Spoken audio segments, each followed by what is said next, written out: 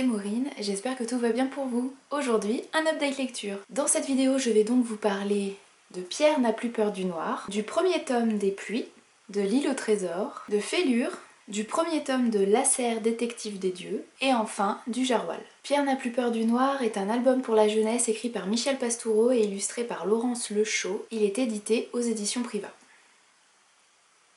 C'est l'histoire d'un petit garçon, Pierre, qui comme beaucoup d'enfants de son âge, a peur du noir. Le soir, seul dans son lit, quand il doit s'endormir, il panique. Il se rend compte que dehors, la nuit est toute noire, et ses cauchemars sont peuplés de grands loups noirs aux yeux jaunes. Malgré tout, Pierre est un petit garçon observateur qui se rend compte en allant au zoo que les loups ne sont pas si noirs que ça, qu'ils sont plutôt marrons ou gris, et à l'aide de ses parents, de son grand-père et de sa maîtresse, il va se rendre compte que derrière le noir se cache finalement beaucoup plus de couleurs qu'on pourrait le penser. À travers cet album, Michel Pastoureau et Laurence Lechaud rassurent les enfants qui ont peur du noir, mais leur font aussi découvrir cette couleur mal aimée que l'on connaît trop peu et qui réserve bien des surprises. C'est donc un album qui permet à la fois d'extérioriser les peurs des enfants et en plus de leur donner un petit aperçu de ce qu'est le monde de l'art. Je vous montre rapidement quelques planches.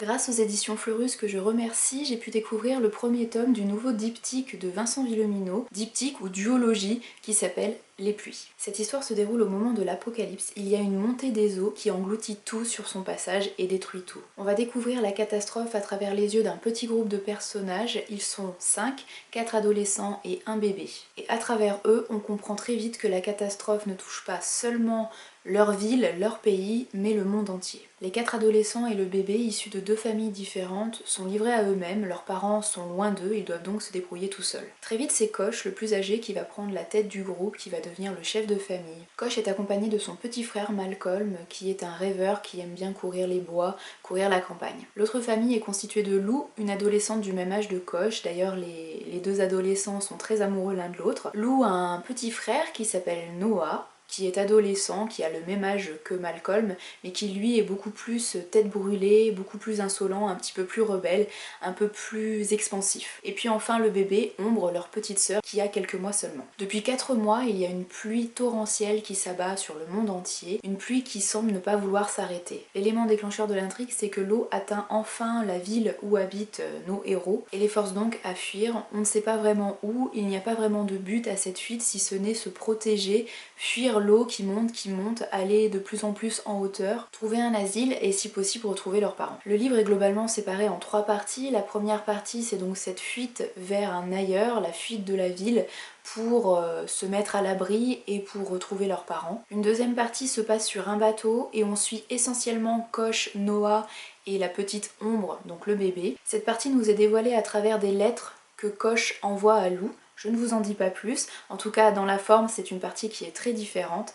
Et enfin la troisième partie du texte, on retrouve une nouvelle fois Coche, Noah, mais cette fois ils ont quitté le bateau, ils sont à nouveau en fuite, mais cette fois ils ont un but bien précis et ce but ce sont des retrouvailles. Plus que l'histoire d'apocalypse, plus que l'histoire catastrophique, ce que j'ai vraiment beaucoup aimé dans ce premier tome, ce sont les relations qui se nouent, qui se lient entre les personnages. C'est vraiment une histoire d'amour, d'amitié, de fraternité. On est vraiment au cœur de ces relations très très fortes qui se lient entre tous. Et il y a des passages vraiment très très émouvants. Je pense notamment à la scène sur le bateau où la petite Ombre commence à marcher, fait ses premiers pas, et c'est Coche qui nous raconte ça dans une lettre. C'est vraiment très très fort en émotion. Vincent Villeminot nous offre surtout le portrait de Coche et Noah. Ce sont des personnages qui sont bien croqués et donc crédibles. Si j'ai juste un tout petit bémol à apporter à ce premier tome, il faut bien trouver quelque chose de moins bon, c'est peut-être le personnage de Coche. Alors je l'ai beaucoup aimé parce que c'est un personnage qui est fort, qui est déterminé, qui en veut, qui ne lâche rien,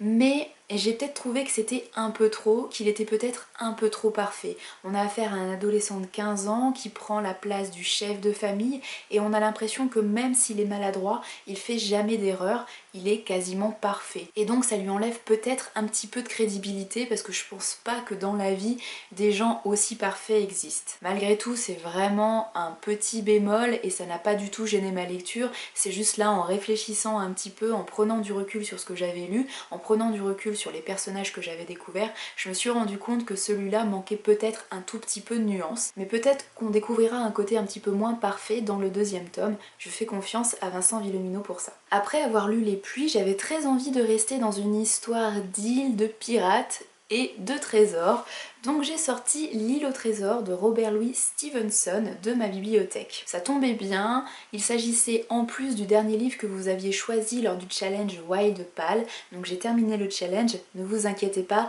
le 5e épisode arrivera très vite, vous aurez à nouveau à choisir mes prochaines lectures. En tout cas, grâce à L'île au trésor, je clôt le 4e épisode avec succès. L'île au trésor, c'est un classique de la littérature anglo-saxonne. Il a été écrit et publié entre 1880 et 1883 par Robert Louis Stevenson, qui était un Écossais. On suit l'aventure du jeune Jim, qui a un âge absolument indéterminé. Je pense que c'est un jeune garçon qui a une douzaine d'années peut-être. En tout cas, moi je l'imaginais avoir une douzaine d'années. C'est le fils d'un aubergiste et c'est dans l'auberge familiale que va débarquer un vieux pirate ronchon qui s'appelle Billy Bones. Vieux pirate un petit peu trop porté sur le rhum qui va finir par mourir en laissant derrière lui une grosse malle. Jim et sa mère parviennent à ouvrir la caisse et y découvrent une carte au trésor. Le jeune Jim embarque sur un navire en compagnie du docteur du village, d'un capitaine assez strict et d'un noble du coin. Ils ont dans l'idée tous les quatre de se rendre sur cette île et de trouver le fameux trésor. Malheureusement pour eux, l'équipage est également constitué de toute une troupe de pirates pas franchement sympathiques et notamment l'un d'eux qui est le cuisinier et qui semble en plus être leur chef, qui s'appelle Long John Silver. Très vite, le lecteur, grâce à l'oreille indiscrète du jeune Jim, va découvrir que ces pirates et ce Long John Silver ont décidé d'une mutinerie. Ils veulent récupérer le navire et évidemment le trésor qu'il va y avoir sur l'île. On va donc assister à plusieurs aventures à la fois à bord sur le navire et également sur l'île une fois que tout le monde sera arrivé là-bas, et rares seront ceux qui rentreront chez eux après cette aventure. Alors je n'ai pas adoré ce classique de la littérature anglo-saxonne, j'ai passé un bon moment, mais j'ai quand même trouvé qu'il y avait quelques longueurs, notamment lorsque c'est le docteur qui prend la place de Jim à la narration. Parce que si Jim, dans son récit à la première personne, arrive à nous offrir un récit dynamique, assez frais, bref, le récit d'un enfant d'une dizaine d'années, quand c'est le docteur qui parle, c'est beaucoup plus soporifique, beaucoup moins intéressant à mon goût. Heureusement, ce n'est l'histoire que de quelques chapitres seulement au milieu de l'aventure, mais c'est vrai que ça a un petit peu cassé mon rythme de lecture et c'est dommage. Encore une fois, heureusement, Jim reprend très vite la narration et donc le rythme revient, l'aventure reprend et on passe un bon moment. Ça ne sera pas une lecture inoubliable pour moi, mais je suis quand même contente de l'avoir faite et ça me donne quand même envie de regarder une des adaptations qui a pu être faite de ce roman. J'ai ensuite lu très rapidement un e-book publié aux éditions Bragelonne, c'est Fée et Lure de Silène Edgar, que j'ai lu en lecture commune avec Eliandra, j'espère que je n'écorche pas le pseudo. Alors ça a été une lecture commune assez brève puisque l'ouvrage ne fait que 88 pages et qu'on a lu ça chacune de notre côté en quelques heures seulement, donc on n'a pas pu échanger très longuement. Pour tout vous avouer, je suis un petit peu déçue de cette lecture quand même. J'attendais beaucoup de cette histoire féerique, j'aime beaucoup tout ce qui se déroule, comme vous le savez, avec des créatures de l'autre monde. Et là, même si j'ai bien aimé l'utilisation de la mythologie féerique, de toutes ces créatures féeriques, l'intrigue m'a semblé un petit peu faible, les personnages ne m'ont pas vraiment plu et j'ai eu un petit peu de mal avec le style de l'auteur que je découvrais pour l'occasion. On suit Gwen, l'héroïne, qui est bibliothécaire le jour, mère de 2 enfants et une épouse totalement ravie. Mais la nuit, elle vit une autre vie, elle est une fée qui mène des enquêtes auprès d'un autre compagnon fée qui s'appelle Arthur. Jusque là, tout va bien. Mais très vite, j'ai ressenti un malaise, un problème avec cette histoire, puisqu'on nous dit rapidement, dès les premières pages, que Gwen n'a aucun souvenir de son autre vie. Donc quand elle est bibliothécaire le jour, elle ne sait pas qu'elle est fée la nuit. Alors elle s'intéresse un petit peu à la féerie, elle se rend compte un petit peu le matin quand elle se réveille qu'elle a peut-être eu des nuits agitées, mais vraiment elle n'a aucune idée de ce qui peut se passer. Et alors la nuit, quand elle est fée, elle sait qu'elle a une vie humaine la journée et que c'est une vie assez heureuse, mais c'est vraiment des images comme ça qu'elle a, c'est des sensations, c'est pas des souvenirs vraiment très précis, c'est pas une idée très claire de ce qu'elle peut vivre, de ce qu'elle peut être la journée. Et donc avec ça, on nous dit que Gwen doit choisir avant le solstice prochain, qui est une semaine plus tard il me semble, ou quelque chose comme ça, elle doit choisir quelle vie elle veut vivre définitivement, soit être humaine définitivement et oublier tout ce qui a trait aux fées, mais en même temps, vu qu'elle a déjà pas trop de souvenirs de ce qui se passe du côté des fées, je suis pas sûre que ça lui manquerait beaucoup. Ou alors choisir sa vie féerique, mais en sachant que pareil, quand elle est fée, elle a pas trop d'émotions de ce qu'elle peut vivre quand elle est humaine, donc si elle choisit d'être fée, certes elle abandonnera sa famille, ses enfants, son mari, et donc elle hésite un petit peu, mais finalement, elle, ça lui fera pas plus de mal que ça, puisqu'elle a pas vraiment de souvenirs et d'émotions qui la rattachent à cette vie humaine. Voilà, donc en fait, j'ai trouvé que c'était bancal dès le départ, parce que je me suis dit que pour que ce choix ait vraiment des conséquences, soit vraiment un choix difficile à faire, il aurait mieux valu que Gwen soit vraiment consciente de tout ce qui lui arrive, que quand elle est humaine, elle sache que la nuit, elle est fée, et donc qu'elle pourrait vivre une vie éternelle, ne jamais mourir, ne jamais vieillir, etc. Et que quand elle est fée, elle se souvienne que elle est très heureuse dans sa vie d'humaine, elle est très amoureuse de son mari, elle adore ses enfants, et donc que ça serait pour elle très très dur d'abandonner cette vie humaine pour avoir une vie féerique. Voilà, je pense que pour moi ça aurait été plus logique et ça aurait eu beaucoup plus d'impact si elle avait vraiment été consciente de tout ça. Donc déjà j'ai trouvé ça bancal, j'ai pas trouvé ça très clair, l'explication est un peu bof, et puis voilà, le problème principal de ce livre c'est que ça ne dure que 88 pages, donc sur 88 pages c'est difficile de faire une intrigue vraiment très développée, c'est difficile de développer un contexte, une mythologie féerique, et c'est encore plus difficile de développer des personnalités complexes, riches pour des personnages. J'ai pas trop aimé la personnalité de Gwen, mais ça vient de ce que je viens de vous expliquer un petit peu longuement, de ce côté je me souviens pas donc je dois faire un choix, mais bon, enfin je trouve ce choix un petit peu... bref, je ne reviens pas là-dessus, donc pour moi la personnalité de Gwen ne m'a pas vraiment plu, ne m'a pas vraiment touchée, mais parce qu'il y a un problème déjà à la base dans l'intrigue, à mon avis. Et en plus, j'ai eu un petit peu de mal avec le style de l'auteur. J'ai trouvé que c'était maladroit la plupart du temps, j'ai pas aimé l'utilisation du présent et du passé composé, j'ai trouvé que ça sonnait mal, j'arrêtais pas de buter sur les phrases, en plus j'ai trouvé qu'il y avait des problèmes de concordance de temps. Bref, pour moi, voilà, il y a plein de choses dans cette histoire qui l'ont pas fait, qui ça n'a pas fonctionné. Et en même temps, la mythologie féerique qui est juste à aborder m'a beaucoup plu, et tout le côté un petit peu humoristique que l'auteur apporte à son histoire m'a aussi plu. Un peu à l'image du titre, hein, Fée et Lure, il y a plein de jeux de mots avec le mot fée que l'on retrouve dans plein d'autres mots. Alors j'ai pas d'exemple en tête comme ça, j'aurais dû reprendre l'e-book avant de vous tourner cette vidéo. Voilà, j'ai trouvé que ce côté-là était bien amené, le côté humoristique est bien maîtrisé.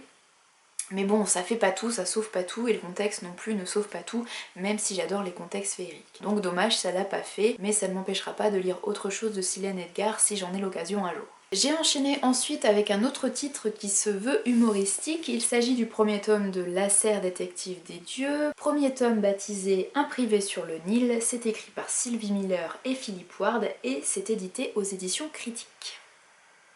Alors si la lecture précédente a été une déception, là j'ai vraiment beaucoup aimé cette aventure qui m'a fait passer un excellent moment, ça m'a divertie, en même temps ça m'a fait voyager, ça m'a appris pas mal de choses, vraiment une très bonne lecture, et ça m'a tellement plu que j'ai acheté le tome 2 le week-end dernier, comme vous avez pu le voir dans la vidéo Book Haul du mois de septembre. Nous sommes dans les années 30, en 1935 exactement, et nous sommes principalement en Égypte. Dans ce monde un petit peu particulier, les dieux existent toujours et font partie du quotidien des humains. Ce sont des êtres généralement capricieux, hautains et qui aiment beaucoup utiliser les humains comme leurs pions, comme leurs esclaves carrément. On va suivre le héros qui s'appelle Lasserre, qui est détective privé, qui fuit la Gaule parce qu'il est poursuivi par un mafieux, donc il trouve refuge en Égypte. Il s'est installé dans un hôtel et il passe ses journées à siroter du whisky au bar. La vie pourrait être un petit peu ennuyeuse, mais c'est sans compter sur les dieux qui l'appellent au secours pour résoudre quelques enquêtes. Donc dans ce premier tome, on va suivre plusieurs mini-enquêtes, un petit peu à la façon d'épisodes épisodes de séries télé ou de mini-feuilletons,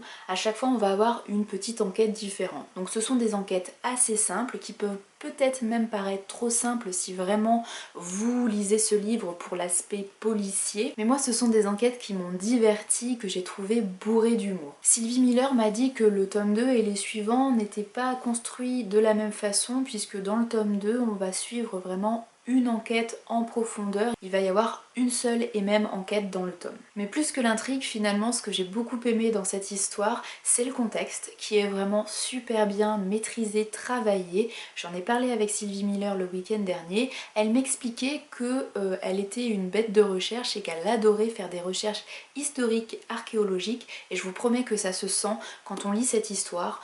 On voyage vraiment en Égypte, on se retrouve au milieu des pyramides, on a très facilement les images qui viennent dans nos têtes, on s'imagine très facilement les scènes. Et c'est vraiment grâce à tous ces petits détails dispersés de ci de là qu'on arrive à ça. Et je trouve que les auteurs ont vraiment su doser tous ces détails. Parfois on en a tellement que ça devient un catalogue, ça devient lourd, ça alourdit à la lecture, on s'ennuie, il y a trop de descriptions, c'est trop.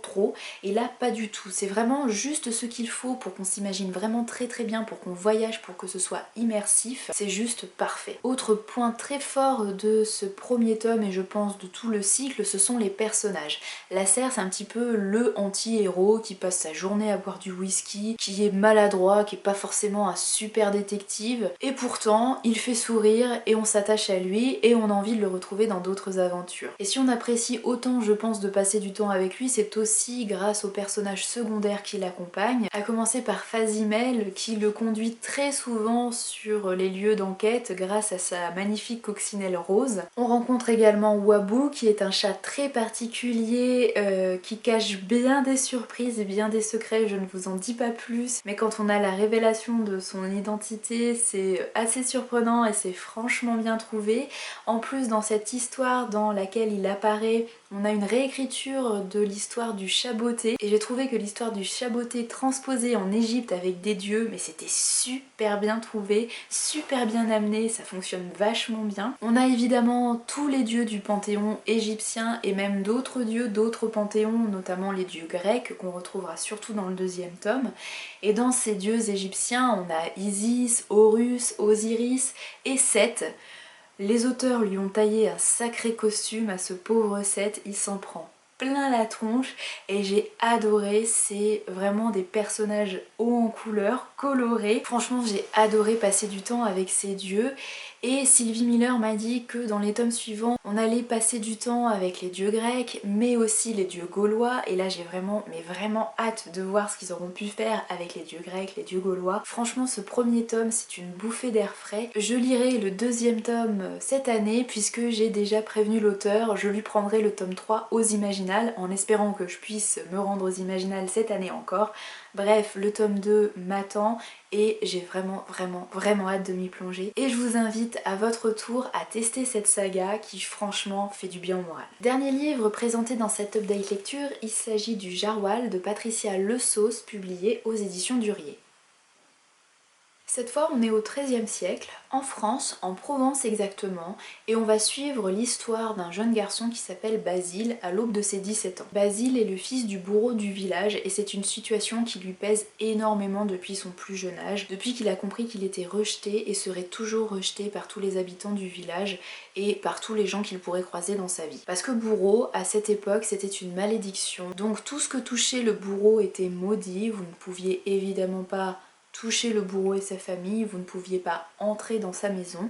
Donc la famille de Basile vit à l'écart du village et ils sont vraiment bannis de la société. C'est quelque chose qui pèse énormément à l'adolescent et encore plus depuis qu'il arrive à ressentir toutes les émotions de tous les gens qu'il peut croiser. Tout dégénère pour Basile et sa famille le jour de l'exécution d'une femme qui est accusée de sorcellerie et qui est condamnée à la noyade. Le père de Basile, qui s'appelle Gauvin, doit donc s'occuper de cette femme et c'est un véritable spectacle pour le seigneur du coin et tous les habitants du coin. Malheureusement, le jour de l'exécution, l'empathie de Basile s'est tellement développée qu'il vit la noyade comme si c'était lui qui était noyé. Je ne vous explique pas tout, tout, mais il fait capoter l'exécution, donc tout le monde est très en colère et il est très vite lui-même accusé de sorcellerie et est donc poursuivi par un inquisiteur. Basile et sa famille doivent fuir et c'est le début d'une très longue course-poursuite pour le jeune homme, pour sa famille, et c'est le début pour lui des ennuis. En plus des difficultés liées à son don, Basile va perdre beaucoup de gens qui l'aiment. Il va devoir apprendre à continuer seul, à échanger avec les autres, alors qu'il a toujours été habitué à ne parler à personne.